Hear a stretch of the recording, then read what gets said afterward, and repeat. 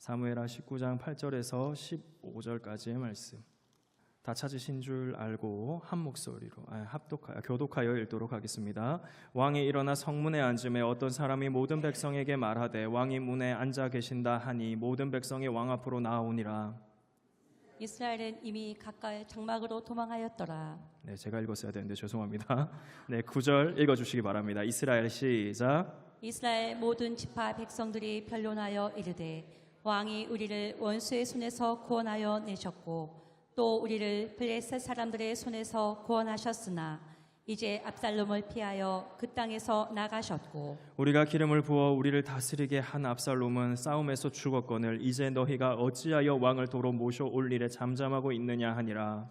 다윗 왕이 사독과 아비아달 두 제사장에게 소식을 전하여 이르되 너희는 유다 장로들에게 말하여 이르기를 왕의 말씀이 온 이스라엘이 왕을 왕궁으로 도로 모셔오자 하는 말이 왕께 들렸거늘 너희는 어찌하여 왕을 궁으로 모시는 일에 나중이 되느냐. 너희는 내 형제요 내 골육이거늘 너희는 어찌하여 왕을 도로 모셔오는 일에 나중이 되리요 하셨다 하고 너희는 또 아마사에게 이르기를 너는 내 고륙이 아니냐.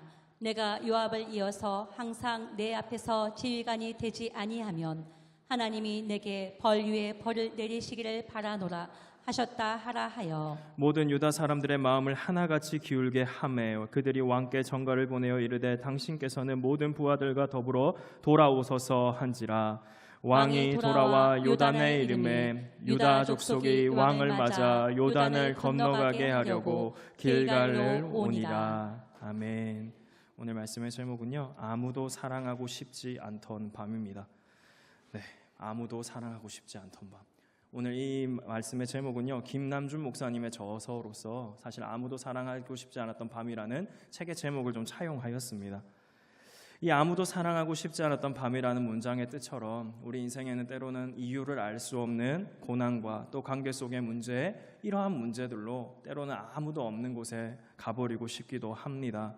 이것이 우리가 볼 수 있는 성경의 말씀은 욥이 자신의 환난 이후에 찾아온 친구들이 이 욥을 비난할 때 너는 죄를 지었으니 하나님 앞에 회개해야 된다 이런 말들을 막 할 때 그런 마음이 아니었나 싶습니다. 그런데 그런 욥에게 주님은 귀로만 듣던 하나님을 내가 눈으로 봅니다라고 말할 수 있는 신앙의 고백을 할 수 있도록 그를 찾아오셨습니다. 아무도 사랑하고 싶지 않았던 밤을 보내고 있던 그런 욥의 마음에 주님은 찾아오셨듯이 오늘 이러한 아무도 사랑하고 싶지 않은 어두운 밤을 보내고 있는 성도님들은 다시 주님의 위로를 받기를 원하고 아무도 사랑하고 싶지 않은 밤이 내 인생을 두를 때 주님 바라보시는 우리 성도님 되시기를 간절히 소망합니다. 오늘 우리는 성경의 이야기를 통해서 다시 한번 주님의 은혜의 음성 듣기를 원합니다. 그래서 성경의 이야기를 좀 보시면 이 말씀은 사실 이제 밧세바 스캔들 이후에 어떻게 보면 다윗의 정치의 후반기를 보는 것과 같은 장면들이 많은데요. 이 장면들이 어떻게 보면 전반에 잘했으니 후반도 잘했으면 좋겠지만 그 후반에 보시면 밧세바와의 스캔들 이후로 이 다윗이 어떻게 지내는지를 참 가슴 아픈 장면들을 우리는 보게 됩니다. 밧세바의 스캔들 이후로 하나님께서 다윗의 이 죄악들을 하나하나 보응하기 시작합니다. 그래서 보응하시는데 중요한 것은요, 우리가 기억하셔야 되는 것은 다윗을 사울처럼 버리지 않는다는 것입니다. 하나님은 신실하게 다윗을 다루십니다. 그에게 말씀하셨던 다윗 언약을 맺으셨던 그 언약 때문에 사울처럼 다윗을 버리지 않는다는 겁니다. 비록 다윗은 신실하지 않았습니다. 하나님께서 그에게 신실하셨음에도 불구하고 목동에서 심지어는 아버지에게 인정받지 못했던 아들이었던 그에게 왕을 만드시고 왕으로 세워주시기까지 했으며 여러 번의 위기 속에서 그를 건져내셨지만 다윗은 우리아의 아내 밧세바를 범하는 죄를 범하였고 그가 임신하자 그 죄를 숨기기 위하여 우리아를 살인교사하여 죽이는 죄까지 범했습니다. 사람은 아무도 몰랐지만 하나님은 이것을 다 보고 계셨고 여호와의 보시기에 악하다고 하는 평가까지 받게 되는 장면이었습니다. 그럼에도 불구하고 다윗은 사울처럼 버림을 당하지 않습니다. 하나님께서 은혜를 주시기 때문입니다. 그래서 이전에 하나님이 사울을 버리시는 장면을 우리는 보셔야 됩니다. 그는 사울을 거절하시면서 그에게 부어주셨던 성령까지 떠나버리셨습니다.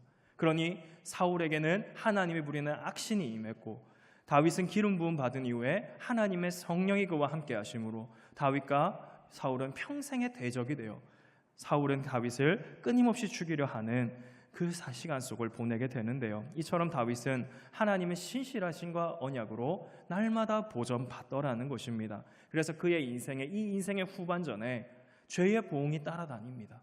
얼마나 아픈지 모릅니다. 하지만 주님께서 그를 버리지 않음을 기억하시기 바랍니다.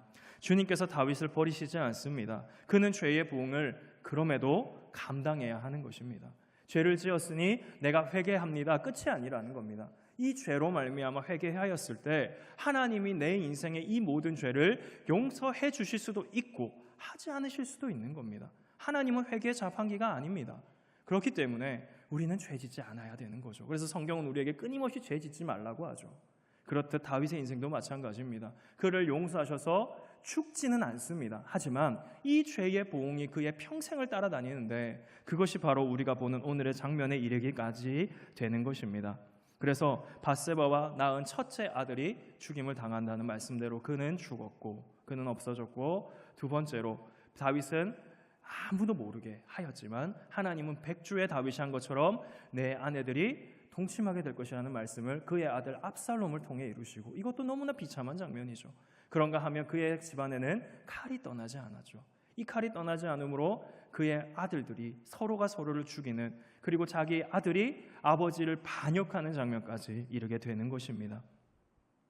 이처럼 다윗은 이런 아픔을 경험합니다. 이 아픔을 경험하는 이유는 한 가지입니다. 은혜로 보존받지만 죄의 보응이 있음을, 하나님이 살아계심으로 이 죄를 갚고 계심을 우리 말씀을 통해 보게 되는 것입니다. 그래서 아버지 다윗은요, 그 사울을 통해 도망다녔던 것처럼 자기 아들 압살롬에게 도망다니는 비참한 장면에 이르게 됩니다.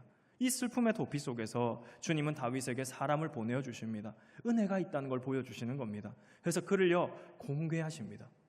많은 사람들이 침상을 가지고 오기도 하고 백성이 쉴 수 있도록 먹을 것을 가지고 오기도 하며 그에게는 은혜가 있음을 보여주셨다면, 다윗의 모사였으며 압살롬의 뛰어난 모사였던 이 아히도벨이라는 사람의 계획을 다윗의 기도대로 물리치시며 압살롬을 향한 재앙을 선포하신 대로 그 재앙을 내리시는 하나님이십니다. 그럼에도 이 비극은요, 그의 아들과 아버지가 전쟁하는 장면까지 이르게 되는 거 아닙니까?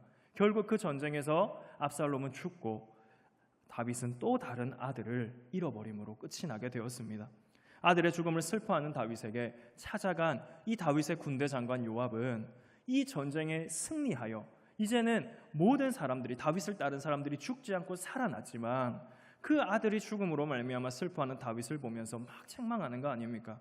이렇게 당신이 슬퍼하신다면 당신이 젊은 날보다 더한 환난이 기다릴 것입니다. 막 이러면서 다윗을 가서 막 협박을 합니다. 이러한 요압이 영향력을 끼치는 것, 이건 역시 다윗의 죄악 때문이었습니다. 그가 요압이라는 인물을 하나님 앞에 범죄하는 도구로 사용했습니다. 그의 손에 우리아를 죽이고자 하는 편지를 직접 써서 주는 역할을 했던 사람, 그렇게 해서 결국 요압으로 하여금 우리아를 죽였던 다윗이었거든요. 그랬던 요압의 영향력이 커져서 이제는 다윗이 감당할 수 없을 정도가 돼요. 결국 그에게 와서 왕이 지금 나가서 이 사람들을 위로하지 않는다면 당신은 더 큰 환난을 보게 될 것입니다. 위로와 같은, 어떻게 보면 조언과 같은 얘기지만 요압의 엄청나게 커져 있는 영향력을 보여주는 장면이기도 합니다. 그래서 다윗은 이 장면을 통해서 사실 패배감을 느끼는 장면이기도 합니다. 그는 왕이거든요. 그렇지만 왕같이 되지 않고 한 아버지였지만 아들을 잃어버리는 장면까지, 이 모든 것이 자기의 죄로 말미암은 결과였습니다. 그러나 압살롬의 전사 후에 다윗을 따르지 않았던 이스라엘의 군대는요 모두 도망하여 이제는 집으로 돌아가 버렸습니다. 그리고 모든 지파가 서로 이제 논쟁하기 시작합니다. 왜냐하면 그들의 왕이 사라졌습니다. 그들이 마음을 빼앗겨 도둑질한 압살롬을 기름을 부어 왕으로 세웠는데 이제는 왕이 사라져 버렸습니다. 죽어버렸잖아요. 그 죽어버린 왕을 다시 모셔와야 되는데 그 왕이 누굽니까? 다윗인 거예요.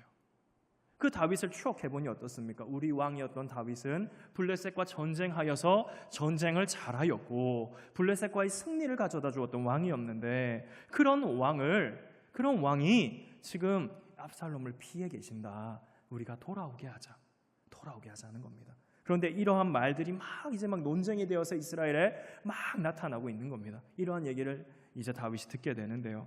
이러한 얘기를 듣게 되었는데 그런데 다윗의 지파가 어디입니까? 유다 지파죠. 유다의 지파에는 아무 얘기가 없는 겁니다. 다른 이스라엘에서는 막 얘기를 하는데 그의 친척인 이들은 아무 얘기도 하고 있지 않는 겁니다. 그래서 이스라엘은 다윗이 이전에 어떠했음을 추억하기도 하지만 이제는 압살롬이 없어지자 다윗을 다시 왕으로 세우려고 합니다. 이 소식이 전해질 때 다윗은 자신의 지파이며 정치적인 고향인 유다에 아무 소식 없고 머뭇거리는 그들에게 제사장 2명을 보냅니다. 사독과 아비아다를 보내어서 유다 장로들에게 보내 이들을 회유합니다. 어떻게 회유하냐면요, 온 이스라엘이 왕을 왕궁으로 도려 모시자 하는 말이 나에게까지 들리는데 너희는 뭐 하고 있습니까? 당신들은 왜 아무 말도 안 합니까? 유다는 같은 지파이며 피를 나눈 형제인데, 언약 안에 우리는 형제인데 왜 아무 일도 하지 않고 있냐는 것입니다. 그런데 책망하는 것 같습니다. 아니죠. 이것이 책망이 아니라 오히려 뭐라고 하냐면요, 그렇게 유다의 민심을 달래면서 압살롬이 반역을 일으킬 때 요압 대신에 군사령관이었던 사람이 있습니다. 아마사라는 사람인데요, 다윗의 누나의 아들입니다. 그가 상대편의 군사령관이었어요. 그를 나의 군사령관으로 삼겠다며 너희가 절대로 나와 무관하지 않은 사람들이라면서 유다를 회유하고요, 그 유다를 회유하는 정치력을 보여주는 장면이기도 하고 또 자신을 위협하기까지 했던 커버렸던 요압의 영향력을 견제하는 장면을, 이런 정치력을 보여주는 장면이기도 합니다. 다윗이 이렇게 할 때요, 주님은 모든 유다 사람의 마음을 하나가 되게 합니다. 돌이키게 하십니다. 그래서 결국 유다 사람들이 편지를 보내요. 전가를 보내요. 다윗으로 하여금 모든 부하들과 우리에게 돌아오소서 한 다음에 그를 맞으러 요단 강가까지 길갈까지 와서 그 왕을 맞았다는 이야기가 오늘의 본문입니다. 그래서 결국 다시 예루살렘으로 그의 왕자로 돌아가는 이 다윗의 모습을 잘 보여주고 있는데요. 오늘 본문을 통해서 우리는 이 수습의 과정, 회복의 과정 가운데 있는 다윗을 보셔야 합니다. 하나님의 죄의 보응으로 말미암아 얼마나 아픔을 겪습니까? 하지만 다윗은 다시 하나님의 은혜로 수습하는 과정과 하나님의 회복의 과정을 동시에 경험하고 있는 것입니다. 그런데 이 과정에 우리의 마음을 이입하면 얼마나 아픈 장면이 많은지 모릅니다. 자신의 죄의 결과로 장자인 암놈이 죽었고요, 다말은 처량하게 지내며 압살롬은 반역했다가 죽었습니다. 그리고 그의 백성들은 그를 배신하였습니다.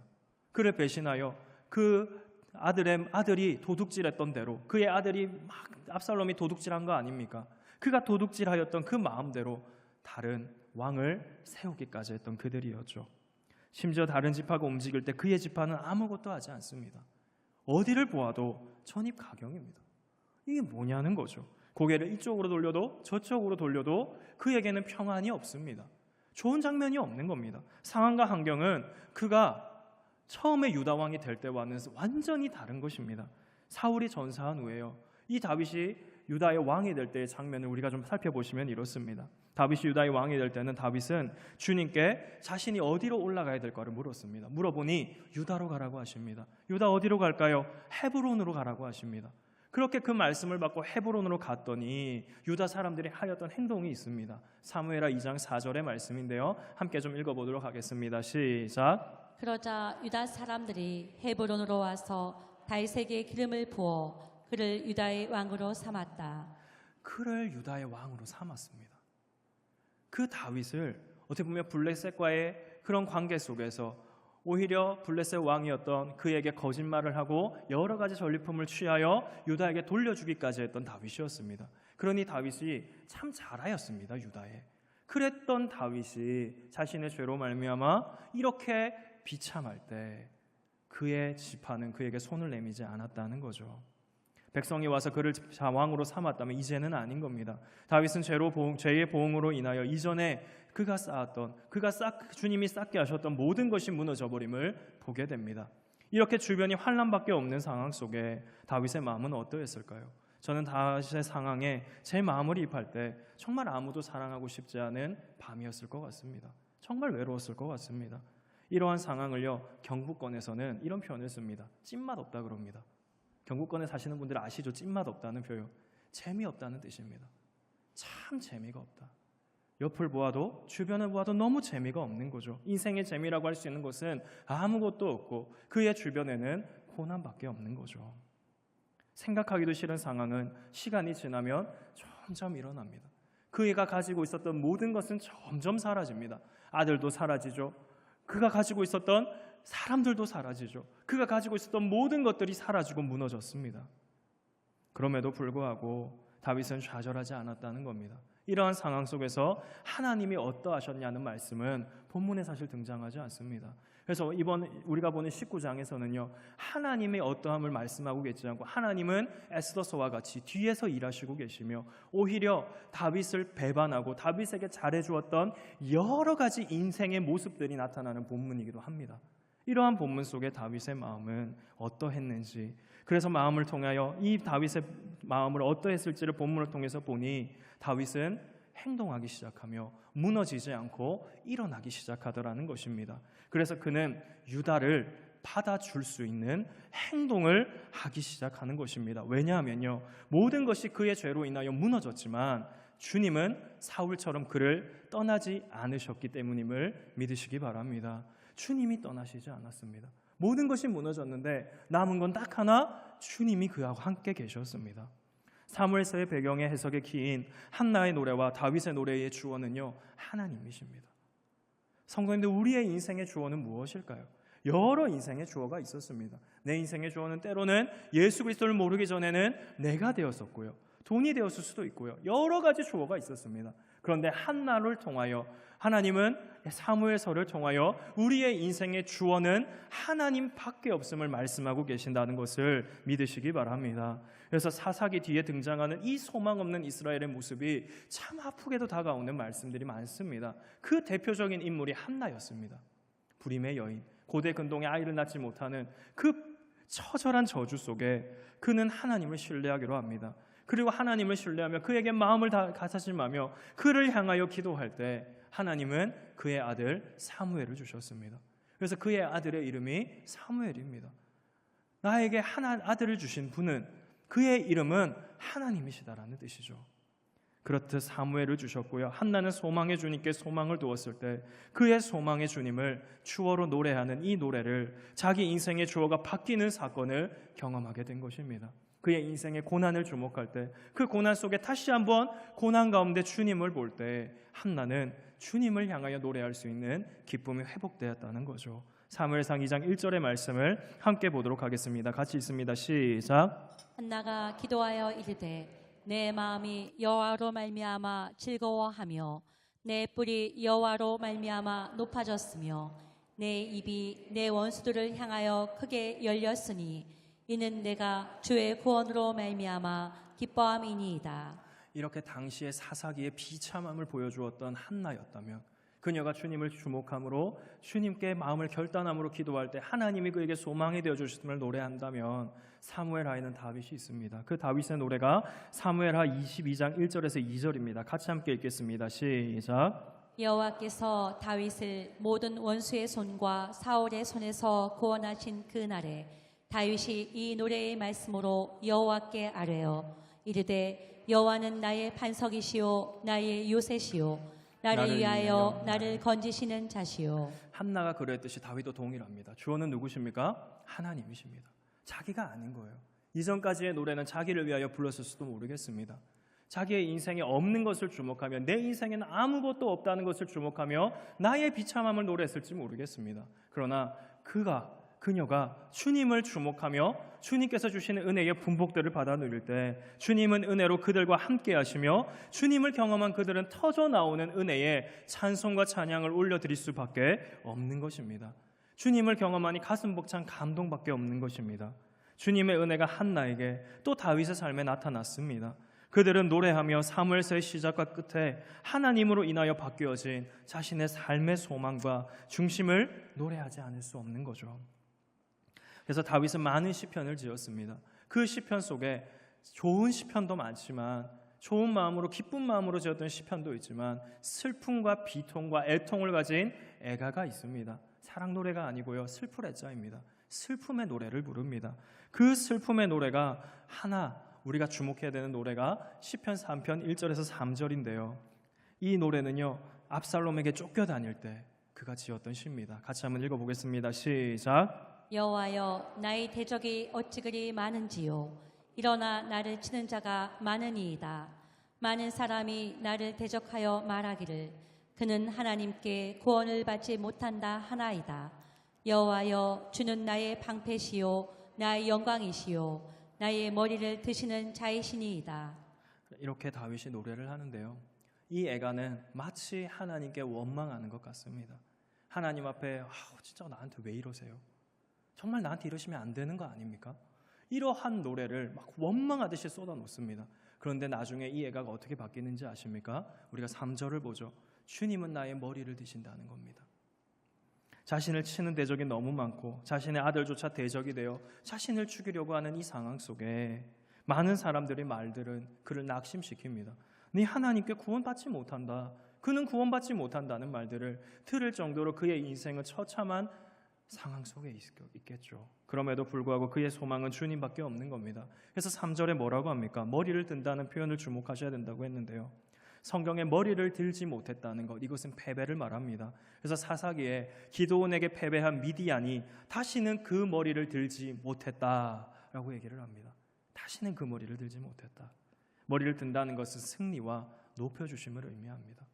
주님께서 내 머리를 높여주실 것, 나에게 승리를 주실 것을, 내 머리를 드실 수 있는 분은 하나님밖에 없다는 믿음의 소망을 가지고 그는 노래하는 것입니다. 자신의 힘도, 그 어떤 이의 힘도 그를 다시 세우지 못합니다. 그를 왕으로 세우지 못하며 낙심할 수밖에 없는 그의 인생을 위로하지 못합니다. 하나님밖에 없다는 것입니다. 그러니 자신의 소망의 주님께만 노래하며 슬픔 속의 애가를 통해 슬픔의 노래로 주님께 믿음을 토하며 믿음으로 주님을 바라보는 노래, 이 노래가 다윗의 삶에 터져나오고 있다는 것이죠. 도망하는 중에서도요.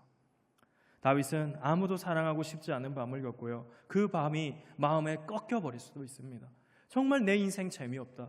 내 인생에 무엇이 이제 남아있을까? 하지만 다윗을 버리시지 않는 주님이 그와 함께 하시니 그는 일어날 수 있다는 거죠. 그래서 사무엘하 7장 15절의 말씀을 같이 한번 읽어보겠습니다. 시작. 내가 내 앞에서 물러나게 한 사울에게서 내 은총을 빼앗은 것처럼 그에게서 빼앗지는 아니하리라. 이게 다윗 언약의 내용입니다.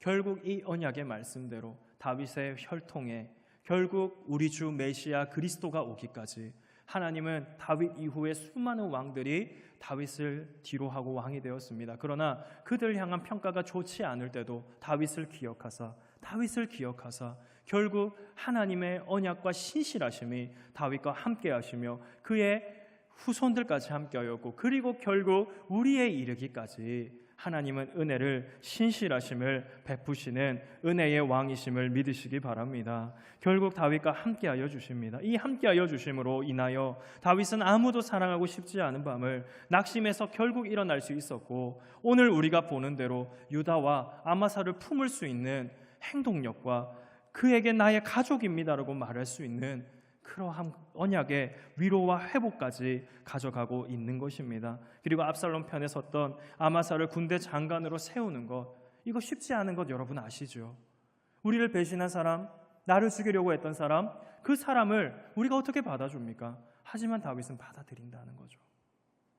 그와 같이 주님께서 그를 버리시지 않음으로 다윗은 주님의 손을 경험하고 위례와 능력을 경험하며 환난밖에 없는 그의 삶 속에 주님 때문에 그는 다시 왕이 될 수 있었다는 것입니다. 성도님들, 이처럼 우리의 삶에 우리의 죄로 인하여 또는 이유를 알 수 없는 환난과 고난이 우리의 삶을 두드릴 때가 옵니다. 그때 우리는 아무도 사랑하고 싶지 않은 밤을 보내며 낙심하며 무너져 버릴 수 있겠죠. 그러나 주님은 일하십니다. 우리를 어두운 밤에 그대로 버려두시지 않고 빛을 비추시며 다시 일으켜 세우시는 분임을 믿으시기 바랍니다. 고백록을 쓴 아우구스티누스, 요즘은 어거스틴이라고 많이 부르는 이 히포의 교부가 있는데요. 어거스틴의 이 회심의 이야기를 좀 들어보셨으면 좋겠습니다. 그의 영혼은요, 깊은 낙심을 경험합니다. 그는 진리를 찾아서 여러 곳을 가보았습니다. 그런데 진리를 찾지 못했습니다. 그의 어머니는 신실하게도 그의 아들을 위하여 기도하였지만 그는 결혼하지 않은 채 아들을 낳기까지 했죠. 어머니의 기대를 늘 저버리는 아들이었습니다. 그랬던 어거스틴이 자기 마음대로 살아왔던 삶을 살아가던 중에 암브로시오스라는 사람의 설교를 듣게 됩니다. 그 설교를 듣고요, 그는 마음에 혼란스러워합니다. 일어나서 아무것도 할 수 없는, 아무도 없는 곳으로 그는 갔다고 하죠. 그 갈 수밖에 없고 스스로를 속박한 채 아무것도 할 수 없는 그 밤에 괴로워하고 있을 때 음성이 들립니다. 노래가 들리기 시작하는 겁니다. 아이들의 노래가 들립니다. 들고 읽어라, 들고 읽어라. 그때 그는 주님의 말씀을 들고 읽습니다. 그 말씀이 로마서의 말씀이었습니다.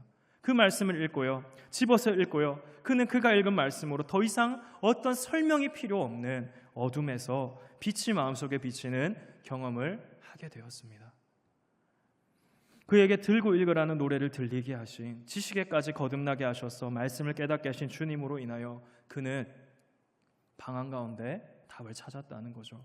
그리고 주님은 그를 히포의 교부가 되기까지, 그를 붙잡으시고 사용하시기까지 했습니다. 우리 주 예수 그리스도의 복음으로 아무도 사랑하고 싶지 않은, 숨어버리고 싶은 나 자신을 이러지도 저러지도 못했던 밤이 낮으로 바뀌는 경험을 하게 된 것이죠. 성도님들, 어거스틴이 그러했듯이 우리의 삶에도 주님은 동일하게 찾아오셨음을 믿으시기 바랍니다. 언제 주님이 언제 우리가 주님을 경험하였나요? 가장 깊은 골짜기에 있을 때 아니었나요? 가장 아픈 가운데 있을 때, 정말 이러지도 저러지도 못하는 혼미함과 혼란함 속에 아무도 사랑하고 싶지 않은 징글징글한 내 삶의 어려움 속에서 찾아오셔서 빛을 비추셨음을, 그때를 기억하시기를 바랍니다. 그 은혜로 구원을, 죄 씻음과 자녀 삼아주심을 경험하게 하셨죠. 그때의 복음을 들려주시며 죄에서 자유를 주시며 자녀 삼아주심은 아무도 사랑받지 못하게 여겼던 내 자신을 죄인된 비참한 처참한 존재에게 사랑을 알게 하셨습니다. 그리고 사랑을 하게 하셨음을 믿습니다. 아무도 사랑하고 싶지 않았던 나의 마음에 빛으로 찾아오신, 비추신 주님의 은혜가 우리를 살게 하셨음을 믿으시기 바랍니다. 그래서 저는 이런 표현을 좋아합니다. 에벤에셀이라는 표현이요, 주님이 우리를 여기까지 도우셨다. 도움의 돌이라는 표현인 이 에벤에셀, 우리가 여기까지 온 것은 우리의 힘과 능력이 아니었음을 믿습니다. 주님이 여기까지 우리를 붙잡아서 데리고 오셨음을 믿습니다. 그럼에도 살아가는 중에 우리는 성도로서 어려움을 만납니다. 만왕의 왕 되신 주님을 믿는다고 우리의 삶에 어려움이 없는 것이 아니죠. 오히려 잘 믿으면 믿을수록 고난이 찾아옵니다. 그래서 디모데후서 3장 12절은요, 이런 말씀이 있습니다. 같이 한번 읽어볼까요? 시작. 무릇 그리스도 예수 안에서 경건하게 살고자 하는 자는 박해를 받으리라. 디모데후서는 우리가 잘 알듯 사도 바울의 마지막 편지죠. 유언과 같은 그의 말씀에 그 당시는 박해의 시대였습니다. 그리스도 예수 안에 경건하고 살고자 하면 진짜 박해를 받습니다. 목숨 내놔야 합니다. 재산과 지위를 몰수당하고 짐승의 가죽을 뒤집어쓰고 싸워야 했으며 인간 횃불이 되어야 했습니다. 이 박해 속에 사도 바울은 복음의 정수를 발견하고 믿음으로 낳은 아들 디모데에게 뭐라고 했습니까? 자기와 함께 고난을 받으라는 겁니다. 복음으로 함께 고난 받으라는 것이죠. 고난을 통하여 우리는 무엇을 배울까요? 성경은 이렇게 증거합니다. 시편 119편 71절입니다. 같이 읽습니다. 시작. 고난 당한 것이 내게 유익이라. 이로 말미암아 내가 주의 율례들을 배우게 되었나이다. 성도된 우리의 삶이 어렵고 또 버겁기에 우리는 아무도 사랑하고 싶지 않은 밤을 때때로 만납니다. 아무도 없는 곳으로 떠나버리고 싶은, 정말 부끄러워서 말할 수 없는 나의 비참한 현실을, 나의 실존들을 볼 때 그런 마음들이 불뚝불뚝 솟아오를 때가 있죠. 그때 주님의 함께하심을 누리며 오늘 다윗처럼 다시 일어나게 하시는, 떠나지 않는 하나님을 경험하게 하는 시간이 바로 우리의 고난의 시간임을 아시고 더욱 주님을 주목하시는 믿음의 성도들 되시기를, 이러한 믿음 주시기를 간절히 소망합니다. 우리가 읽었던 시편 119편 71절이 증언했죠. 우리는 이미 승리한 싸움을 싸우며 고난은 우리에게 찾아온 하나님의 축복이라고 말입니다. 시편 3편은 다윗의 애가로서 압살롬의 반역으로 그를 피할 때 진 시라고 했습니다. 다윗은 그 슬픔에 시를 지으며 믿음을 주님께 드렸습니다. 그가 받은 믿음을, 주님이 주신 믿음을 다시 한번 믿음을 다해 주님께 올려드리며 이 아름다운 시를 드리죠. 그가 주님을 신뢰함으로 슬픔과 원망을 쏟아내는 것처럼 보이긴 했습니다만 그 슬픔과 원망은 오히려 주님을 신뢰하기 때문에, 그리고 그 신뢰를 통하여 주님은 그의 원망을, 눈물을 받아주셨다는 것을 기억하시기 바랍니다. 그래서 오히려 믿음을 드리며 주님을 찾을 때 주님은 다윗을 모든 대적에서 벗어나게 하시며 그를 오늘 본문과 같이 그를 아무도 돌아봐 주지 않았던 그를 다시 일어나게 하시고 다시 예루살렘으로 돌아갈 수 있도록 하는 하나님이심을 믿으시기 바랍니다. 그래서 그는 무너질 수 없는 것입니다. 주님의 호의가 은혜가 다윗의 삶을 주장합니다. 그러니 무너진 것 같지만 그의 상황은 아무도 사랑하고 싶지 않은 상황이지만 그는 일어날 수 있다는 거죠. 이렇게 아무도 사랑하고 싶지 않은 밤 주님은 우리의 삶에도 함께 하심을 믿으시기 바랍니다. 함께 하시는 정도가 아니라 우리가 이 아름다운 주님의 은혜를 바라보지 못하고 우리의 눈이 어두워져 오늘 나에게 없는 것, 나의 비참한 실존을 보며 낙심했을 때, 기도할 바를 알지 못할 때 오히려 우리를 위하여 기도하시는 하나님이십니다. 그래서 로마서 8장 26절이 뭐라고 증거합니까? 같이 한번 읽습니다. 시작. 같이 성령도 우리의 연약함을 도우시나니 우리는 마땅히 기도할 바를 알지 못하나 오직 성령이 말할 수 없는 탄식으로 우리를 위하여 친히 간구하시느니라. 우리의 고난 가운데 주님은 함께 하심을 믿습니다. 그는 떠나 계신 적이 없죠. 그래서 우리를 지식에까지 거듭나게 하시고 분명한 심판이 있다고 말씀하신 주님은 이 심판에서 우리를 벗어나게 하시기 위하여 고난의 은혜를, 아니 구원의 은혜를 우리의 삶에 허락하시고 그리스도 예수를 믿을 수 있는 믿음을 통하여 자녀 삼으사 충만한 은혜로 우리의 삶을 오늘도 이끌고 계심을, 가장 선한 길로 가장 좋은 길로 우리를 붙잡고 계심을 믿으시기 바랍니다. 그래서 완전하신가 우리는 온전하심에 주님께 오늘도 기대어 사는 인생이라는 것을 믿으시기 바랍니다. 내가 온전히 서 있는 게 아니죠. 나는 그 은혜에 기대어 있는 것입니다. 그래서 주님은 요한복음을 통하여 뭐라고 하셨습니까? 우리가 포도나무가 아닌 거죠. 우리는 무엇입니까? 가지인 인생입니다. 주님께 붙어 있으면 많은 열매를 맺게 하시는, 주님의 은혜 안에 거해야 되는 인생, 그 인생 기대어 살며 주님께 붙어 있어야만 되는 이 은혜를 우리 가운데 허락하사 오히려 많은 열매를 우리의 삶에 허락하시며 은혜를 주시는 주님이심을 믿으시기 바랍니다. 주님의 사랑과 은혜를 그래서 기억하시기를 바랍니다. 그는 고난 받으시고 죽기까지 사랑하셨습니다. 그 사랑을 통하여 우리는 잇대어 삽니다. 기대어 산다는 거죠.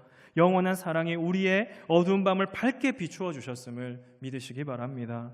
주님은 다윗보다 더한 끔찍한 죄를 범한 우리를 구원하시려고 자기의 몸을 버리셨고 자기의 심장을 터뜨리시며 모든 물과 피를 흘려 사랑하셨습니다. 자기 생명을, 자기의 독생자를 아끼지 않고 우리가 아직 죄인 되었을 때에 자기 아들을 죽이시면서 우리를 향한 그 사랑을 확증하신 주님은 우리를 위하여 아낄 것이 없다고 얘기합니다. 이미 다 주셨고 이미 승리하셨으며 오늘 우리가 당하는 고난 속에 그 고난을 이미 체휼하신 주님은 우리와 함께 하시며 오늘도 우리의 고난의 자리에 역사하심으로 사랑을 베푸시는 은혜의 주님이심을 믿으시기 바랍니다. 이 은혜의 주님을 저도 묵상합니다. 목사에게도 왜 고난이 없겠습니까? 그래서 8월 셋째 주가 저희 가정에는 너무나 힘든 주간이었습니다. 그 주간에요, 월요일에는 우리 둘째 계류 유산을 확진받았고요, 목요일에는요 교통사고가 났습니다. 누구를 원망할 수 없었습니다. 너무 슬펐습니다. 그러면서 교통사고가 대로이기는 했지만요, 그 마침 대로가 신호등이 없답니다. 그래서 제 과실이 3이라는 거죠. 인정할 수가 없었습니다. 너무 분하고 화가 나는데 풀 데가 없는 거죠. 그러한 상황 속에 분노가 가득한 그때에 많이 슬프고 눈물 나고 아무도 사랑하고 싶지 않은 밤을 겪을 때 그 밤에 가정 예배를 드리게 됐습니다. 그 밤에 시편 3편을 마침 이제 우리가 말씀을 통해 살펴보는 순서였는데 그 말씀이었습니다. 여호와여 나의 대적이 어찌 그리 많은지요, 일어나 나를 치는 자가 많으니이다. 이 말씀이 읽는데요 그냥 눈물이 납니다. 그리고 울고 나서 말씀을 전했습니다. 그럼에도 다시 주님께 소망을 두는 다윗처럼 나를 버리시지 않는, 이유를 알 수 없는 고난 속에 나를 붙잡고 계신, 이 어두운 밤을 빛으로 비추신 주님을 붙잡자는 믿음을 가지고 다시 신뢰하자고 예배를 드렸습니다. 그랬더니요 그때부터 감사한 것이 보이기 시작합니다. 어떤 것이었냐면요, 사고를 당한 당시에 브레이크가 조금만 안 밟혔으면 가로등을 박았을 것이고, 가로등을 박았다면 건물이 닫혔을 것이고 그 안에는 사람이 있었거든요. 인명사고 나지 않은 것이 감사했고요. 두 번째는 조금만 상대차가 늦게 나왔다면 운전석을 크게 부딪혔을 것입니다. 차가 많이 망가졌습니다. 저는 안 다쳤어요. 주님의 은혜였죠. 사고가 난 이후 다음 주가 휴가였습니다. 우리 차를 가지고 휴가를 가야 되는데 이 렌트카를 가지고 휴가를 가야 된다는 마음이 가슴을 짓눌렀습니다. 그런데 제 마음이 그랬거든요. 이제 우리 샤론이가 커가지고 짐도 많은데 우리 큰 차 가지고 한번 렌트해서 대구 가볼까 했더니 너무 감사하게도 렌트카는 산타페 신형밖에 없었습니다. 큰 차 타고 갔다 왔습니다. 얼마나 좋았는지 모릅니다. 야, 차가 크니까 좋구나 이러면서 갔다 왔어요. 이것이 또 감사로 바뀌어지게 했고, 그리고 이제는 11개월 된 딸이요 살아있으니 이 딸이요 뽀뽀를 배워서 뽀뽀도 해줍니다. 딸의 뽀뽀를 받아보셨습니까? 얼마나 기쁨인지 모릅니다. 그리고 아침에요 저를 깨우는 거예요. 막 두드리며 깨웁니다. 일어나라고. 새벽 4시인데 얼마나 감사한지 모릅니다. 살아있으니 아내와 자녀의 이 아름다운 주님이 주신 은혜를 누릴 수 있죠. 살아있으니 누릴 수 있는 겁니다. 그 은혜로 말미암아 저의 밤은요 아무도 사랑하고 싶지 않은 밤은 주님의 은혜를 기대하는 낮으로 다시 한번 바뀌어지는 은혜를 경험하게 되는 거죠. 오늘 말씀을 통해서 다시 일으키시고 함께 하시며 꿈을 주시는 주님을 경험합니다. 다시 한번 회복하시는 주님을 경험합니다. 혼란하고 혼미하며 정말 아무도 사랑하고 싶지 않은 그 다윗의 모습, 또 저의 모습처럼 어쩌면 다 포기하고 싶어 버렸을 텐데 그는 다시 일어났다는 거죠. 다시 일어나게 하시는 주님은 다윗을 일어나게 하시고 그가 행동할 때에 함께 하심으로 다시 그를 예루살렘으로 다시 왕이 되어 유다를 통치하게 하시는, 이스라엘을 통치하게 하시는 왕이 되게 하십니다.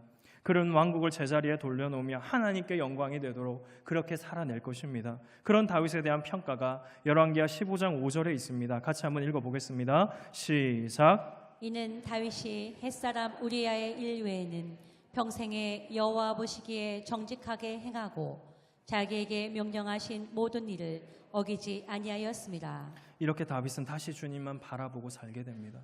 이 죄의 보응으로 말미암아 아픔을 경험하지만 이제 그는 하나님을 바라보는 왕으로서, 어떻게 보면 왕의 모본으로서 살아가게 됩니다. 그래서 열왕기에 평가할 때 어떻게 평가합니까? 다윗의 길을 따라가는 왕들을 선한 왕이라고 하죠. 그렇듯이 오늘 우리가 보는 이 은혜는 다윗의 능력이 아닌 주님의 은혜였습니다. 주님은 우리의 삶에 동일한 은혜를 베푸시며 우리의 어떠함이 아닌 신실하심과 진실하심으로 사랑하사 우리를 여기까지 에벤에셀로 인도하셨음을 믿으시기 바랍니다. 그 은혜는 우리가 혼미하고 혼란하지 않고 주님만 바라보며 또 주님의 꿈을 꾸며 살아가게 하십니다. 다시 회복의 자리로, 다시 은혜의 자리로 돌아오게 하신다는 거죠. 다시 다윗을 통해 주님은 마침내 가나안 땅을 샬롬하게 하십니다. 다시 그 땅이 편안하게 하십니다. 주님은 우리에게 지상 명령을 주시며 우리를 주님의 뜻대로 사용하신다고 했습니다. 그래서 우리는 주님의 성도로서 주님의 꿈을 꾸고 살아가는 믿음의 성도로서 다시 한번 주님의 꿈을 꾸며 회복된 은혜로서 달려가는 이 밤 되시기를 간절히 소망합니다. 그래서 빌립보서 2장 13절의 말씀을 현대인의 성경으로 준비했는데요. 같이 한번 읽어보겠습니다. 시작. 하나님은 자기의 선한 목적에 따라 여러분이 자발적으로 행동하도록 여러분 안에서 일하십니다. 주님은 주님의 꿈을 꾸게 하시며 우리의 인생을 주장하시며 그 뜻을 이루실 줄 믿습니다. 이 꿈을 꾸며 혼자 신앙생활하지 않도록 주님은 감사하게 우리에게 교회를 주셨습니다. 주신 교회를 통해 우리는 더욱 하나님 중심, 성경 중심, 말씀 중심으로 살게 하십니다. 그래서 결국 우리에게 교회를 주신 것은 주님의 은혜요 축복이라는 것을 믿으시기 바랍니다. 우리는 중심이 바뀐 사람들입니다. 주님의 말씀이 아니고는 이제 우리가 먹고 살 것이 없습니다. 세상이 우리를 만족하게 하지 못하죠. 우리의 은혜는 그리스도 예수의 말씀밖에 없습니다. 주님 아니면 못 산다는 거죠. 우리에게 오늘의 삶의 어려움을 울며 또 함께 울며 함께 웃으며 가는 신앙의 공동체를 주셨다는 것. 그래서 이 신앙의 공동체를 주님의 은혜로 감사하고 주님의 은혜로 말미암아 우리에게 주신 교회를, 목장을 사랑하시는 열방의 모든 성도님 되시기를 간절히 소망합니다. 우리는 주님께서 주신 이 교회를 사랑해야겠습니다. 그리고 우리에게 목장을 통하여 주신 이 하나님의 은혜를 감사함으로 받아야겠습니다. 그래서 더욱 우리는 주님의 은혜 안에 함께 이 은혜의 복음의 꿈을 꾸었으면 좋겠습니다. 주님께서는 우리에게 복음의 증인이라는 지상 명령을 주셨다고 했습니다. 그래서 우리는 2024년 하반기에 우리 마침 여기 걸려있는 현수막을 보시면 뭐라고 되어 있습니까? 더 깊이 복음 안으로, 더 멀리 세상 속으로 가야 할 줄 믿습니다. 이것이 우리가 어떻게 혼자 하겠습니까? 혼자 하지 않도록 교회를 주셨고 우리의 신앙이 퇴보하지 않도록 주님의 은혜로 함께 울며 함께 갈 수 있는 믿음의 공동체를 주셨음을, 그래서 나의 삶의 자리에서 아무도 사랑하고 싶지 않은 밤을 겪을 때 그 밤에 나를 위로할 위로자들을, 나를 위해 기도할 기도자들을 주님은 예비하사 함께 할 수 있는 소그룹 목장을 준비하셨고 함께 할 수 있는 교회를 허락하셨다는 것, 이것이 우리의 은혜라는 것을 믿으시기 바랍니다. 그래서 우리는 이 은혜를 붙잡고 주님의 은혜로 교회를 사랑하며 더 깊이 복음으로, 더 멀리 복음으로 달려가게 하는 이 은혜 안에 함께 복음의 증인 되기를 꿈꾸시는 열방의 모든 성도님 되기를 간절히 소망합니다. 오늘의 말씀을 적용하겠습니다. 오늘 본문의 다윗은 환난 속에 함께 하시며 그의 기도를 들으시며 일으키시는 주님으로 인해 그는 일어났습니다. 그는 행동하였습니다. 주님 때문에 행동하지 않을 수 없는 겁니다. 주님으로 인하여 담력을 얻어 그는 유다가 하나 되게 하는 일을 경험하게 됩니다. 그런 우리를 통하여 주님은 성도의 삶에 우리의 기도를 들으시고 일으키시며 함께 하실 줄 믿습니다. 우리는 연약하여 때로는 기도할 바를 알지 못하고 그렇게 넘어져서 좌절하고 낭망할 때, 그때 주님은 함께 하시며 우리 기도할 바를 알지 못할 때 기도하시는 하나님이심을 믿습니다. 그런 우리를 위하여 교회를 주셨고 함께 걸어갈 동력자들을 주셨죠. 우리 동력자들과 함께 십자가 안에 더 깊이 들어오게 하시는 주님의 복음을 더 깊이 연구하는 예배자 되시기를 간절히 소망합니다. 그래서 우리 한 사람 한 사람의 복음으로 울타리가 되어주기를 바랍니다. 그래서 결국 우리는 예배자가 되어 아무도 사랑하고 싶지 않은 밤을 겪고 있을 때 우리의 영혼의 복음의 빛을 비추고 증거하는 복음의 증인으로서 각 사람에게, 우리 목장의 목원들에게, 또 우리 교구의 식구들에게, 또 우리 교회에 누가 만나는 누가 되든지 은혜의 복음의 빛을 비추는 열방의 성도 되기를 간절히 소망합니다. 세상의 말들을 우리가 해야 되지 않겠습니다. 세상의 그 어떠한 말이 아닌 복음의 말을, 아무도 사랑하고 싶지 않은 밤을 겪고 있을 그들을 위하여 기도하는 은혜의 시간이, 기도하며 세워가는 은혜의 교회, 그런 우리 열방교회 되기를 간절히 소망합니다.